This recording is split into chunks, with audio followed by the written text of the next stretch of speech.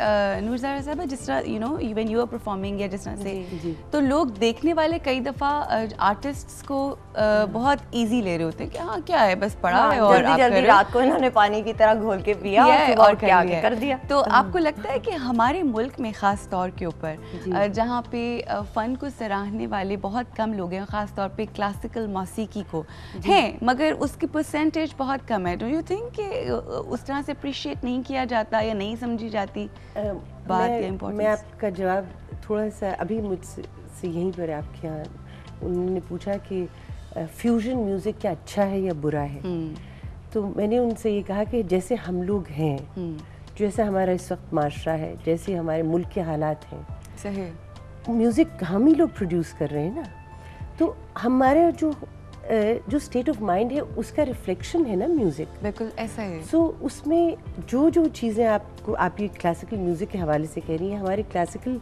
Music, so called classical music, जिसका एक format होता है, जिसको एक कॉम्पोजिशन होती है, जिसको एक मेथोडिकली गाया जाता है, बजाया जाता है, उसके लिए जो कॉम्पिटेंस, जो तपस्या, जो स्ट्रगल है, वो चीज़ें दरकार है, वो तो आज का इंसान नहीं कर सकता है ना। मैं खुद अपने उस्ताद से भाग गई थी। अच्छा। Before I got married, when I was, वो एक सुर को 3 हफ्ते तक उसको करवाते रहते थे प्रैक्टिस, तो जब वो चले भी जाते थे तो मेरे जहन पे वो एक भूत की तरह सवार होता था। अच्छा। और एक इन दी अच्छा, भूत की तरह या बोझ की तरह? वो बिल्कुल नहीं, आप प्रैक्टिस भी कर रहे होते थे और आप खुद उससे निकाल सकते नहीं थे वो सुर, और फिर आपकी प्रैक्टिस कर करके आप थक जाते थे, फ्रस्ट्रेट होते थे। तो वो जो पुराना ट्रेडिशनल मेथड है, मैं ये समझती हूँ कि वो भी फॉल्टी था, क्योंकि फिर मैंने वो घर आते थे, रज़ा उनको घर बुलवाते थे और बहुत दिल से सिखाते थे, और मैंने रज़ा से कहा कि अब मुझसे, मैं या तो पागल हो जाऊंगी या मतलब ये तो नहीं सीख सकूंगी मैं ख्याल में। तो मैंने खुद उनसे कहा कि मैं नहीं अब सीख सकती। तो हमारे वो जो रिगरस, उसका रिगर ज़रूरी है, लेकिन वो अगर आप अपनी मर्जी से करें, अपने दिल से करें, तो उससे बात बनती है, और वो फिर इंशाल्लाह वो एक living form of music. Exactly, that's what I wanted to ask कि किस कदर ज़रूरी है कि आपके ऊपर कई दफ़ा कुछ माँ बाप होते हैं, उन्हें बहुत शौक होता है मौसीकी का, जो क्लासिकल मौसीकी का या डांस का, तो वो अपने बच्चों को या बच्चियों को कह रहे थे नहीं तुम करो, हम नहीं कर सके तो तुम करो। तो ये ज़बरदस्ती, ये ज़बरदस्ती का काम भी नहीं है। आपको जब तक उस बच्चे को या उस बच्ची को शौक नहीं होगा, वो नहीं कर पाएगा। तो आपको बचपन से शौक था? मुझे बचपन से था, लेकिन इतना नहीं था। तो अम्मा को शौक था कि जरा ये टैलेंट जो है? अम्मी को बहुत था मेरा कि मैं, तो फिर किस वक्त एक्सेप्ट किया कि अच्छा चलो ठीक है अब कर लेते नहीं, पहले शुरू में मैं करती थी और मैं भाग जाती थी। अच्छा। कभी दर्द का बहाना, कभी कुछ। तो ये है कि मेरे जो पहले उस्ताद थे, तो उन्होंने मुझे बड़े प्यार से बताना और पास बिठाना और चीज भी खिलानी, और बड़े एक होता है जो उस्ताद होते हैं ना, वो बच्चे को बड़े तरीके से अपनी तरफ लेके आते हैं। तो उन्होंने मेरे बड़े तरीके से मुझे लेके आना, ये खा लो वो खा लो, मैंने बहाना, अच्छा कोई बात नहीं आज दर्द हो रही है ना, तो आज नहीं करते। सही। वो 2 घंटे गुजर जाने, फिर मुझे कहना अच्छा वो जो कल मैंने सबक बताया था वो थोड़ा सा करके तो दिखाओ। हाँ, बिल्कुल सही। मतलब उस तरीके से ना मुझे उस साइड पे लेके आना कि ये करे, इसको शौक पैदा हो। बिल्कुल सही, दैट्स वेरी इंपॉर्टेंट। वही बात है। अच्छा, मेरे कान में कुछ कहा गया था जो मुझे समझ नहीं आई। जरा मैं चाहूंगी कि प्लीज रिपीट कर दें सारा। ये हमें ब्रेक लेनी है या किस चीज़ का? अच्छा जी, हम लोग ब्रेक लेंगे यहाँ पे, मगर ब्रेक से पहले एक बहुत ही खूबसूरत सी परफॉर्मेंस है किरण की, जो इस वक्त हमारे साथ हम आपके साथ शेयर करेंगे। Let's have a look at this beautiful performance by किरण।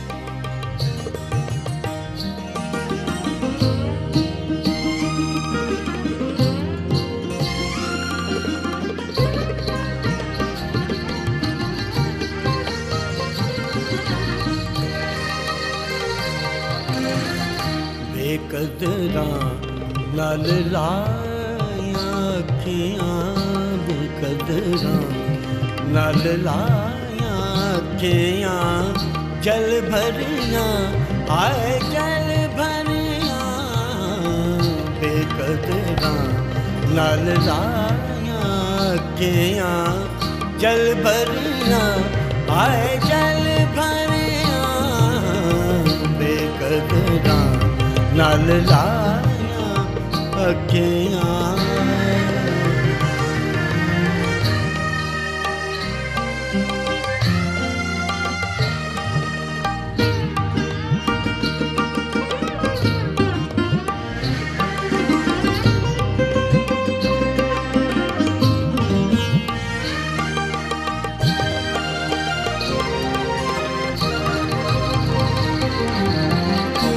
थे बदरिया बरस सितारे वो थे बदरिया बरस सितारे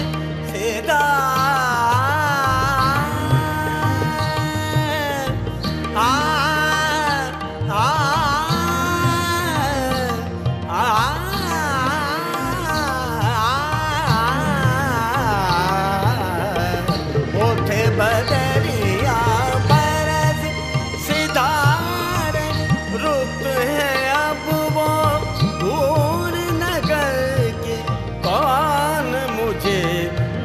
पार उतारे बेकदरा नल लाया अखियां बेकदरा नल लाया अखियां जल भरिया आए जल भरिया बेकदरा नल लाया